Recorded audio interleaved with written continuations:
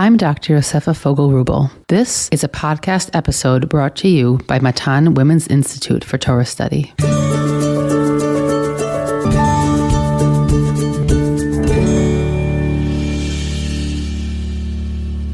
Welcome to our Bamidbar series titled Community, Between Order and Chaos, where we are exploring the gap between the vision for community laid out in Bamidbar and the real-life challenges that are presented to this order throughout the book. Each week, I'm partnering with a communal leader from around the world to explore these themes. We'll hear about their different challenges in their own communities and their responses, as well as our usual deep dive into the themes of the Parsha. To sponsor an episode, please contact me at podcast@matan.org.il or contact the Matan office directly. You can sign up for the Matan summer program titled War and Peace in Jewish Sources. You can sign up for 1 week, 1 day, 1 tour. I'll be teaching there alongside other amazing Matan faculty. The program is 3 weeks long and will stretch from the 7th of July until the 25th of July. You can check out the website for more details. Parshat Bha'alotcha is an action-packed parasha with many different subsections. It opens with the waving or dedication ceremony of the Levi'im. It continues with the laws of Pesach Sheni, the second chance opportunity chag for those who were impure and could not bring the Pesach offering. It discusses the functioning of the cloud and fire in relation to the movement of the Israelite encampment. It discusses the duality of the silver trumpets, which had both a military and ceremonial function. And this is the neat portion of the Parsha, where things make sense, where there's order. But right after this, and those famous inverted nuns, there's complete chaos. We read about a series of complaints. Moshe utterly loses it, in quotes, in response to one of them, the mitonenim. God appoints the 70 elders to help Moshe. We have the meat that is sent to feed them food.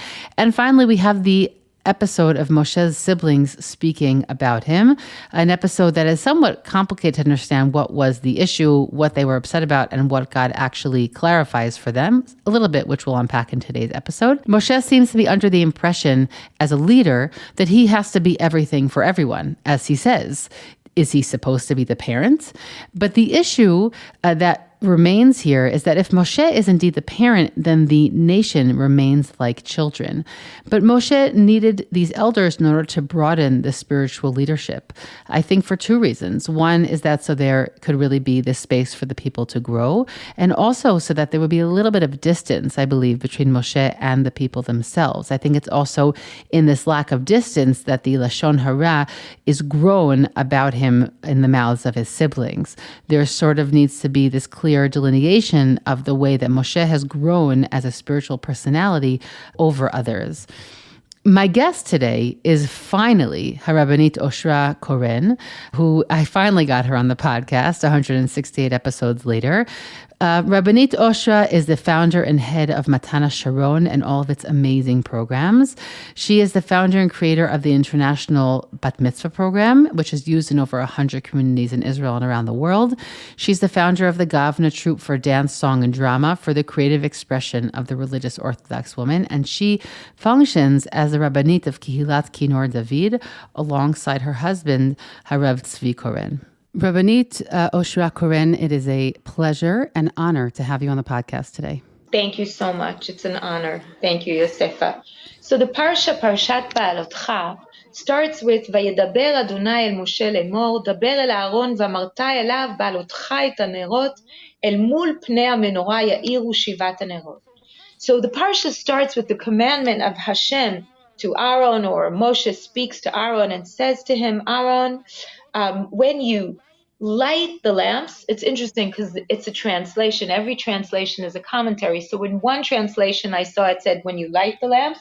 And in the other translation it says, Hashem spoke to Moshe saying, speak to Aaron and say to him, when you kindle the lamps towards the face of the menorah. And you'll see why it's important, why I'm mentioning that. So before we discuss the specific pasuk, I want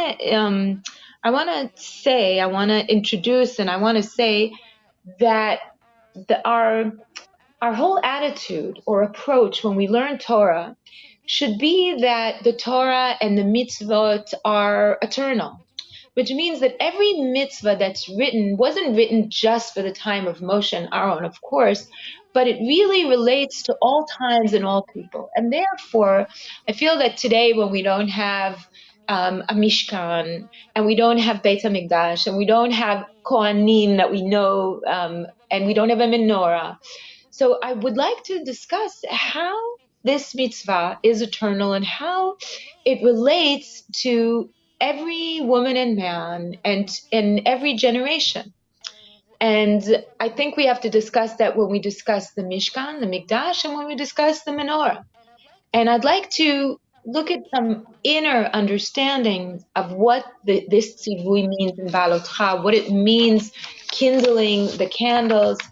And, in every mitzvah and in the Torah, there's the pshat, the literal meaning, and then there are deeper meanings. And today I'd like to go into the deeper meanings and some of the Hasidic meanings to make it relevant for our time. So before you jump into those meanings, I just want to pull at two things that I sit at the root of some of the more maybe known pshat explanations, because I think they actually are getting at something related.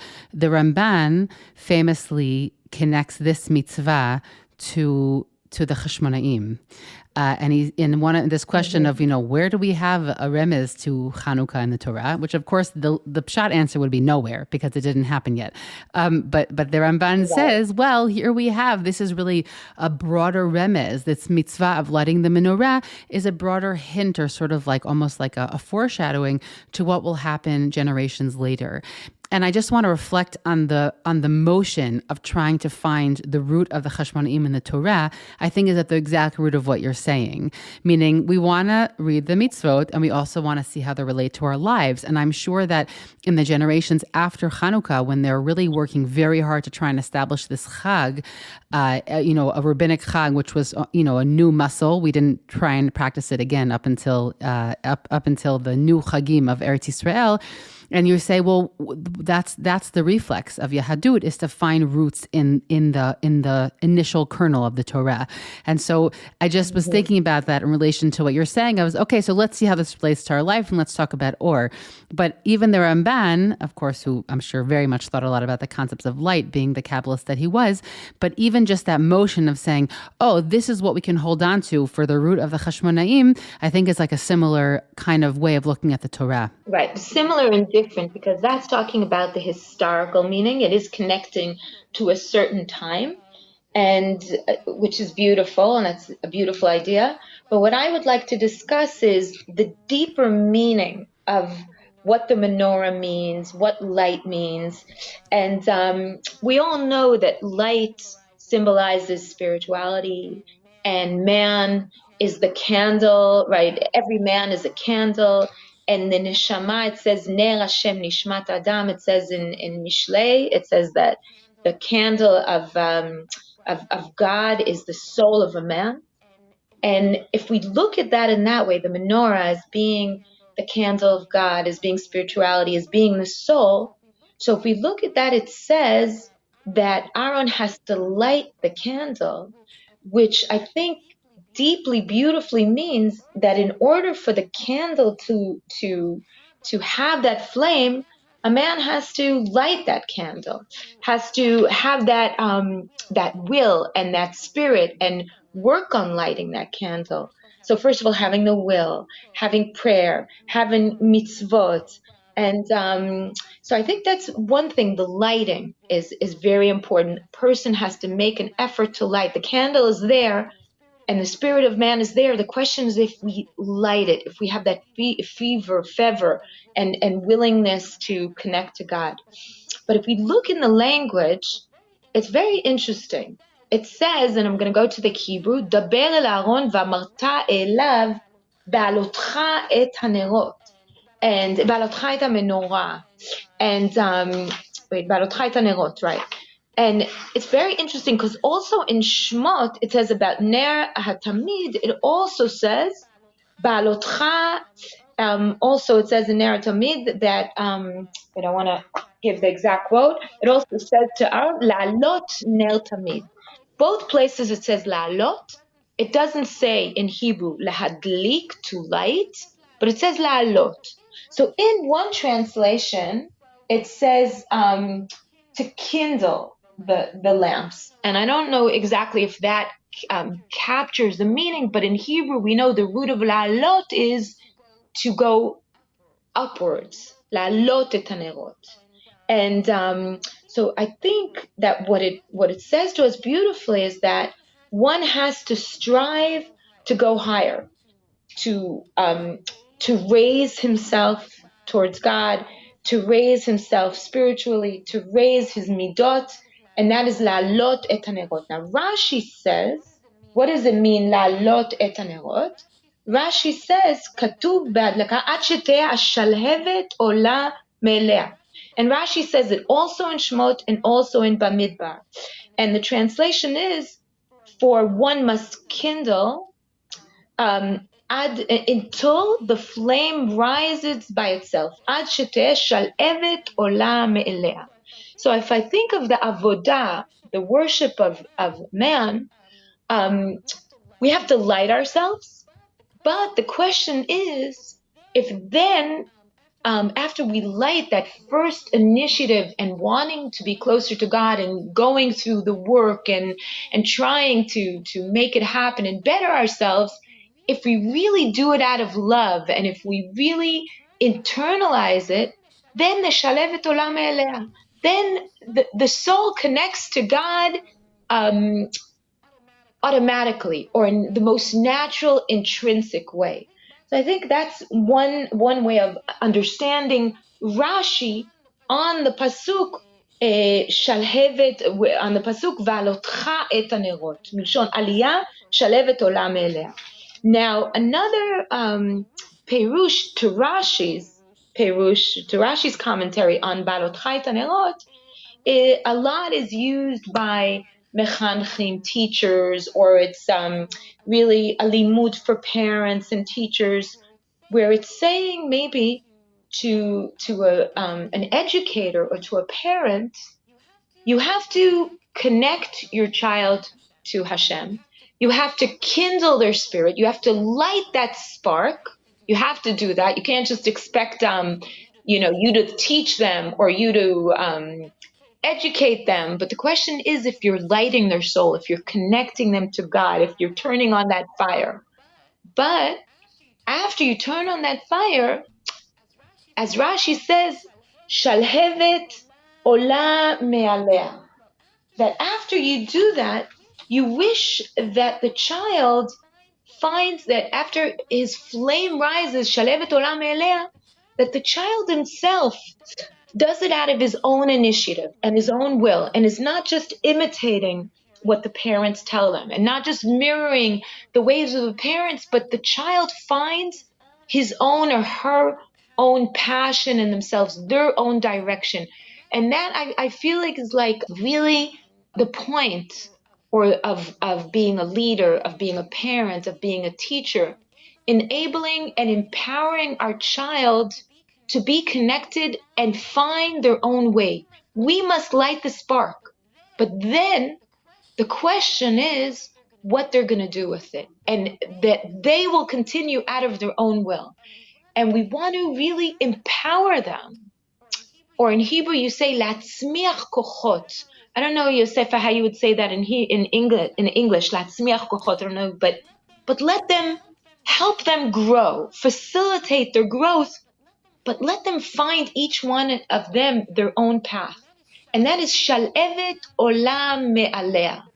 The Piaseczna, Rav Kloni Muskalman Piaseczna in Chovat Talmidim, if you're familiar with the Piaseczna Rebbe who was a Rebbe in Ghetto Varsha, and he was an amazing, amazing educator. And he used a lot the metaphor of educating a child as atzemach, lashkot et atzmachim, to water the plants and let them grow. And what comes to mind, one of my heroines, like if you ask me which is my favorite female heroine in Tanakh, so I guess each time I could choose someone else, but the truth is, in the core, I'm very connected to Miriam. Miriam is our first leader. And as Rabbi Tzadok HaKohen Milublin would say, if you want to know the essence of a concept or the essence of the person, you have to go to the first time that concept or that person appears. And the first time Miriam appears as an adult is when she's singing on the Ye'or. Before that, she doesn't have a name. When she's watching over Moshe, which also there, she's watching over him. She's making sure that he will be okay. But when she appears with her name is when she's singing on the water after Yam Suf, she's singing. And she says to the women, after she leads them in song with the tambourines, she says to them, Shiru la Hashem. Moshe says, Ashir al Hashem, I will sing and you will sing after me. And Chazal say on that, in Yalkut Yelamdenu, they say, Lema yu domim Yisrael sheboto ador, the men in that generation, they were like a child in school, ketinok bebet hasefer. Moshe says, Ashira, they Ashira, Lashem, Lashem. They are mirroring this magnificent, charismatic leader.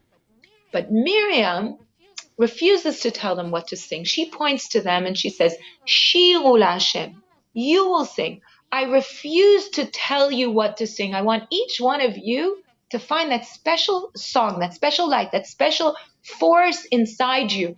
And maybe that's connecting also to the Midrash that Chazal say that Miriam and Yocheved were mialdot, were midwives. And you would say in Hebrew, yildu kochot.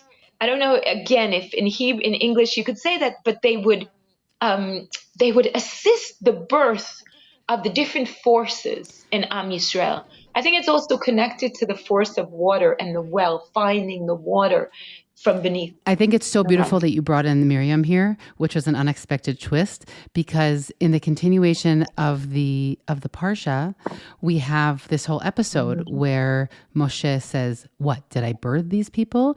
Right? And then you have the episode a little bit later of Miriam and Aharon speaking about Moshe. And I just want to connect for a moment to the things you just said, because on one hand, you're saying what Miriam is able to do, and I think there's also an element here of her being a woman, is that she's able to midwife their, you can say that in English, that she's able to midwife their capabilities in this world. And when Moshe says, Hayim hariti et ha'am hazeh, right? Did I carry this? Am I supposed to be nursing them? He looks at the job of this mother as the job of somebody who does everything. And you're speaking about the job of enabling.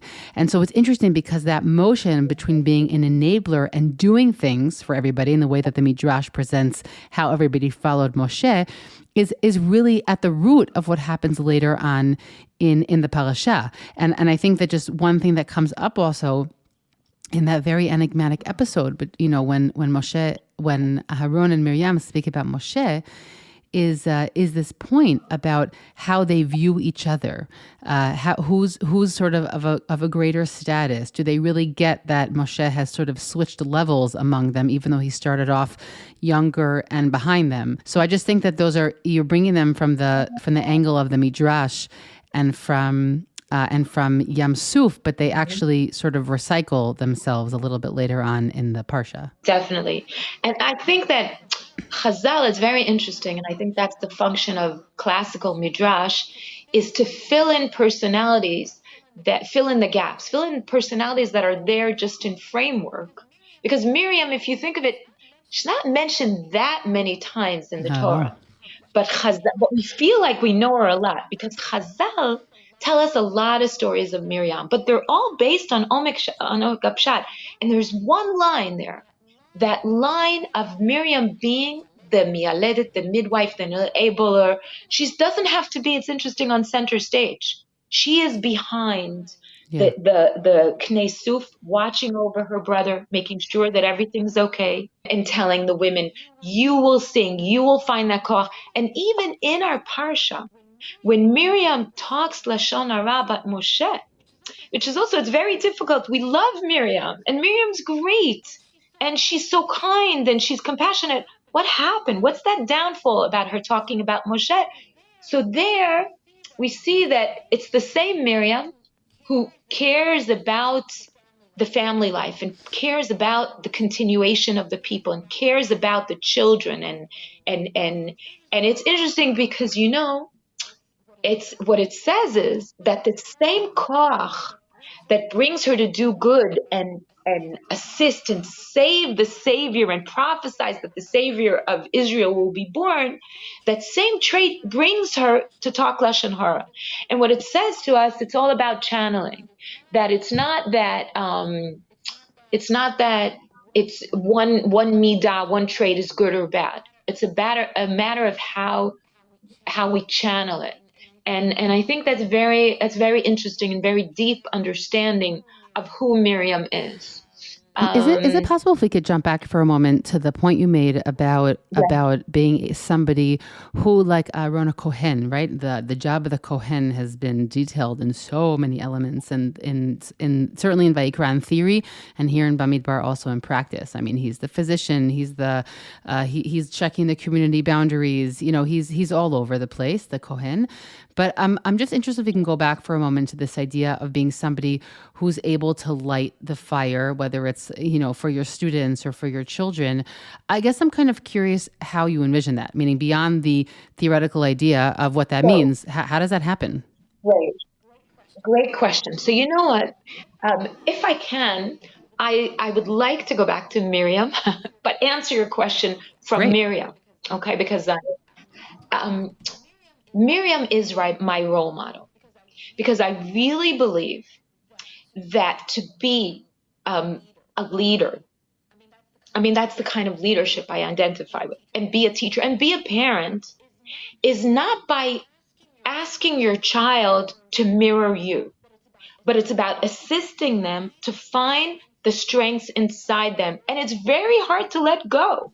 It's very hard as a parent. We know. We want to walk our kid. We were afraid that our kids will fall, but we have to let go. The mature they get, all we can do is assist them to find the spark inside them. And I truly believe in it. And you know what? I feel like that's my mission in life. My mission in life, in Matan, in my community, is to empower others. It's not about me. It's not about me being on center stage. The biggest thing I can do in life is empower others to find their special talents, their special shlichut in the world. And that's with the program of Morot Halacha that we have to raise leaders, halachic, spiritual leaders, and raise women to be poskot and to be halachic responders. Or in the bat mitzvah program, from a young age, I want to empower these girls to believe in themselves and to believe that they can be leaders. Or even the women that come to classes. My biggest achievement is that a woman says to me, I never said a Dvar Torah at the Shabbos table. Now I can say a Dvar Torah at the Shabbos table. I can help my child with a Chumash homework. A grandmother that says, I can talk to my grandson about Gemara. That is empowering others. And that I feel is like the biggest challenge. And that is the gdula of the leadership of Miriam, finding those special kochot inside a person. And it's true about Miriam. And the truth is, it's also true about Aaron.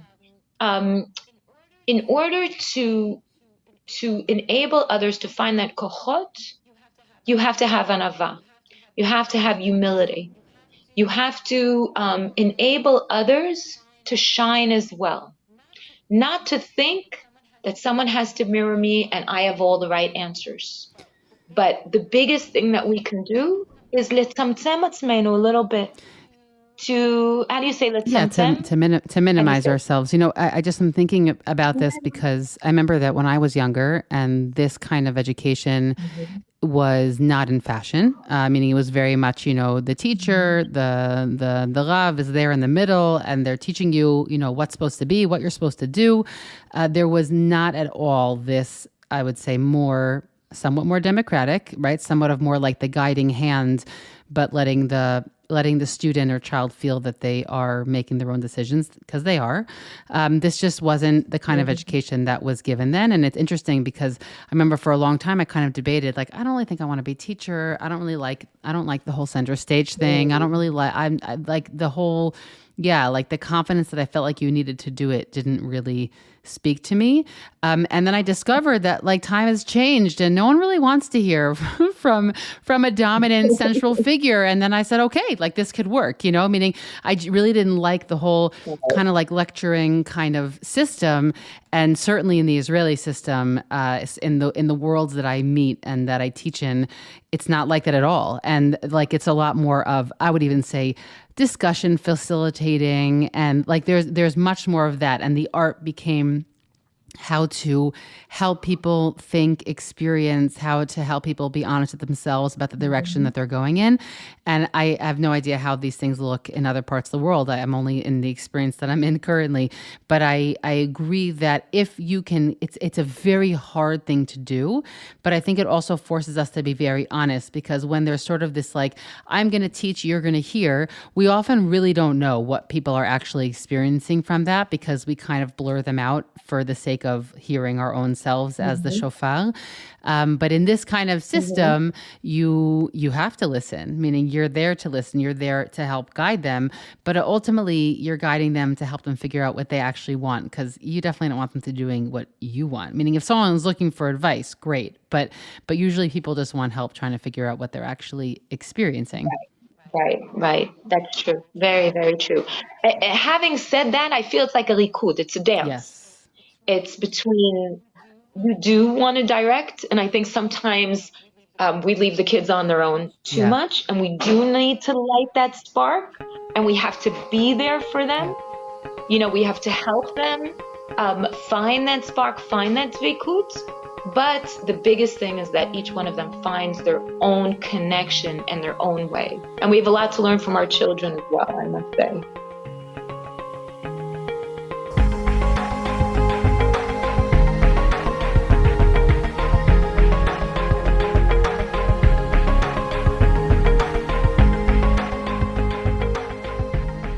So after Moshe commands, in the name of God, commands Aaron and says to him, Bha'alotcha et hanerot, and then it says, Vayas ken Aaron el mul pnei ha-menorah hela nerotea kasher tziva Adonai et Moshe. It says, Vayas ken Aaron, that Aaron did what Moshe commanded, or what God commanded. So now Rashi was very sensitive to the length and the repetition of what it says about Aaron, and Rashi says, "Lodia shivcho shel Aaron shelo shina," to praise Aaron that he did not change. Now the question is, what kind of praise is this, and what didn't he change? Well, what does that mean? What kind of praise? What would we expect? That Aaron HaKohen wouldn't do what God commanded him? What kind of shevach? What kind of praise is that?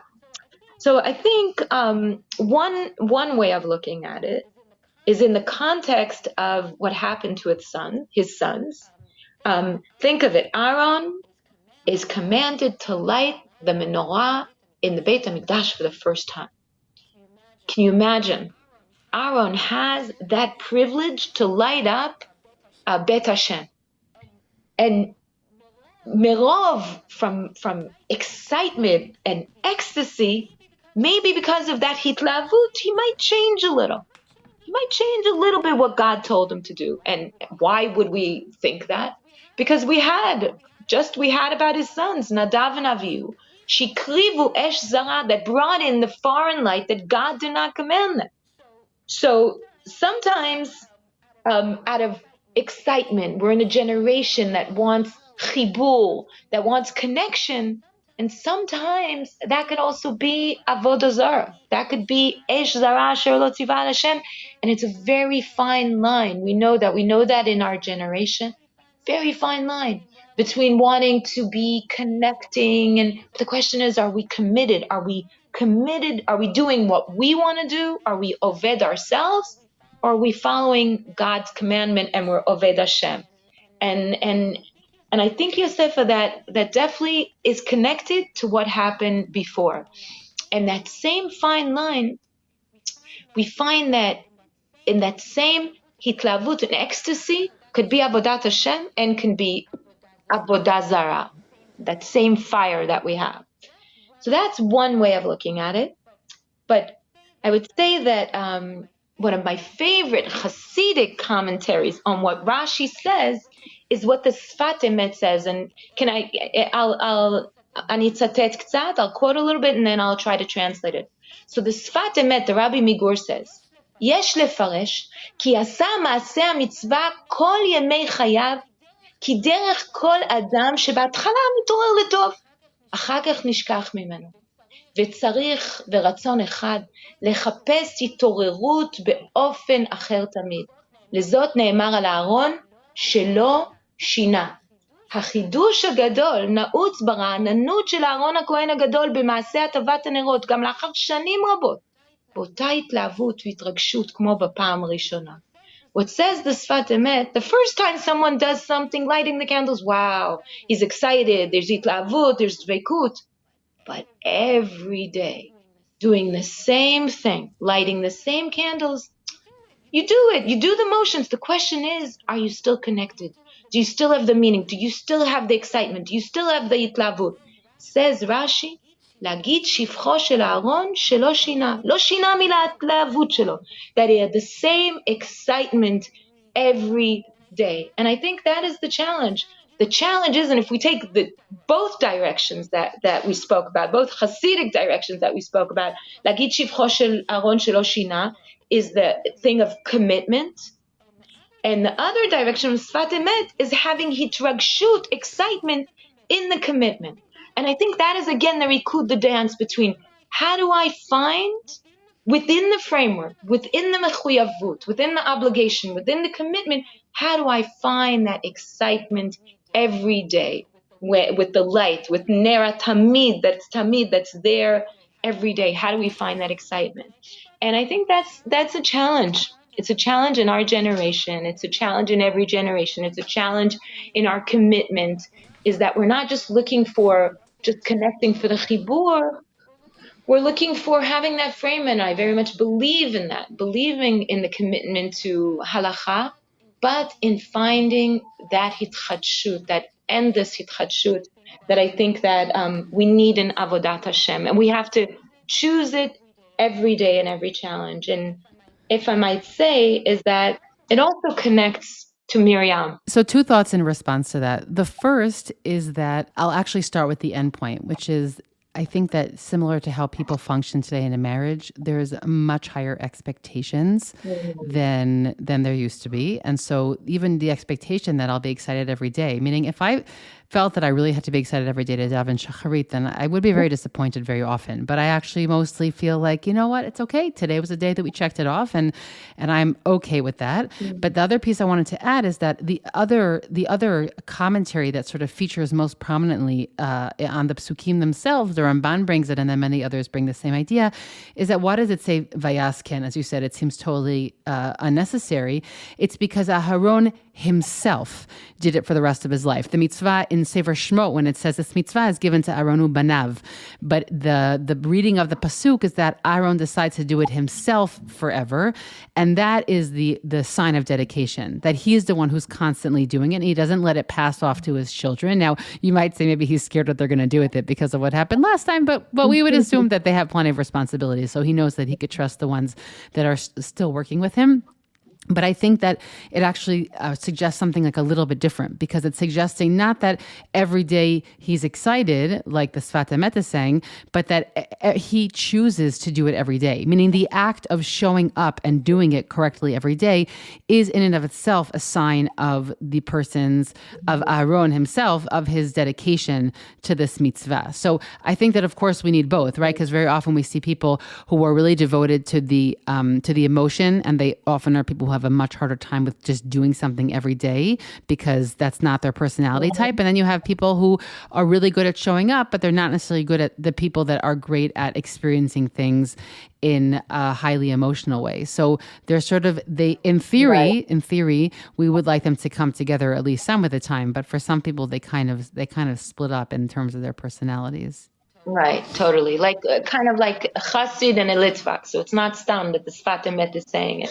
And the truth is, you're right. I mean, in marriage, and let's be realistic, and even a Hasidic Rebbe, and maybe even Aaron, didn't really have that hitlavut of every day, but it's something to strive for. Totally. looking for that. And I think it's important, meaning I think it's an important thing to strive for, even if our striving doesn't necessarily have a meeting point of where it's actualized. Meaning, I think that it doesn't have to actually come true, or at least in its full sense, but even just the desire to want to do things better and feel present in them is a great aspiration, even if that's not what happens every single day. Right. I was thinking, you were thinking about Miriam, and I cut you off. You wanted to go back to Miriam. I was thinking about Miriam again. And I was thinking of what the Piaseczna says about Miriam. Rav Kloni Muskalman Piaseczna, the Eish Kodesh. This time I'm quoting from his book, the Eish Kodesh, where, we have the midrash about Miriam, where it says, Shabe'er b'schut Miriam. We have the juxtaposition in the psukim, where right after Miriam dies, Am Yisrael, and it says that Miriam dies, that there isn't water. So the Gemara in Tanit says, Melamed Shabe'er b'schut Miriam. Because right after she died, there isn't water, that there was this well that, that was of the merit of Miriam. So the Piaseczna, the Hasidic understanding to that midrash says, what does that mean? Why is Dafka the Be'er B'schut Miriam? Why is that well? So I think the pshat of the midrash is that the well, even before what the Piaseczna says, is that she's the source of life. I mean, water is the source of life, and she's the one who protects life, protects Moshe. She's the one who always sees the depth of the situation, has that hope, and that's the be'er, the well that is in the depths of the ground to find that water. But the Piaseczna compares it to Ma'ayan Novea. And he says that when a woman learns Torah, because she's not commanded, it's coming from her. It's coming from within. It's a Ma'ayan Novea. It's a spring of water that's coming from within. And he says that Miriam watered the whole generation with her Torah. That was Miriam. That's the meaning of the Be'er. And once she died, then that disappeared.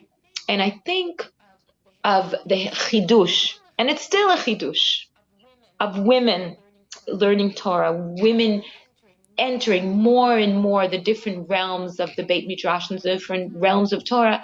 There's a great opportunity for the world of Torah to be renewal. And I see it with the fact that so many women are learning in Matan and learning in Ra'anana. It brings life to their families. It brings life to their husbands. Now their husbands have to learn more because their wives are learned. And Bichlal, I feel like it brings a chidush, it brings a new voice to Torah from a female perspective, and that's hitchadshut also. I feel like Miriam and the Torah of women bring that chidush to the world of Torah and to the Jewish world and to the world in general. I feel like that's a big thing. And my challenge is, I feel within Matan, within my community, with everything that I do, how do I balance between the kavua learning, which is the most important thing, and the commitment, and not all the time looking around and making change by the new, the new, how would you say, the new ofna, the new fashion. But on the other hand, yes, trying to understand what the generation needs, what's our challenge now. And again, I feel like it's that balance between masoret and chidush, which we find, and connecting back to the light of Menorah and to Aaron. That's our bemet, like we were discussing.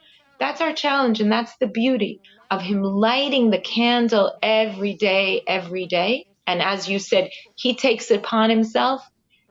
But on the other hand, not just lighting it the same way he did it yesterday, but looking for that new connection, that new meaning, and that new excitement.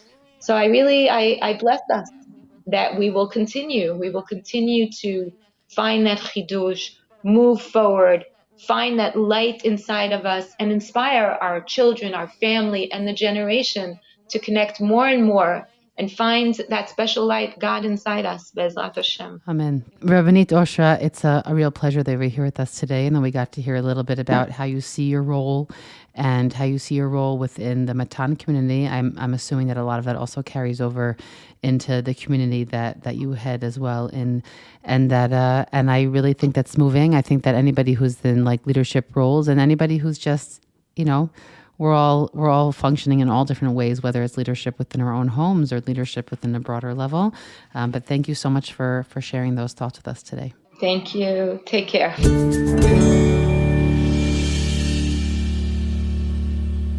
When Rabbanit Oshra was speaking, it really reminded me of a passage in Rabbi Sacks's book, To Heal a Fractured World. It's an episode he recounts in many different places. When he was sort of still a young philosophy student, he was debating his future path, and he went on this trip in the States, ultimately in which he met Rabbi Soloveitchik and also the Lubavitcher Rebbe, and they were two really life-changing meetings. And he recounts in this conversation with the Lubavitcher Rebbe that he said after he spoke with him, and he said he assumed he was about to meet a charismatic leader, but instead he met this soft, sort of unassuming man. And he said that, I started asking the Rebbe all these questions and he gave responses. And then he did something unexpected and he turned the conversation around and started asking Rabbi Sacks, then the young student, questions as well. What were you doing to strengthen Jewish life in university?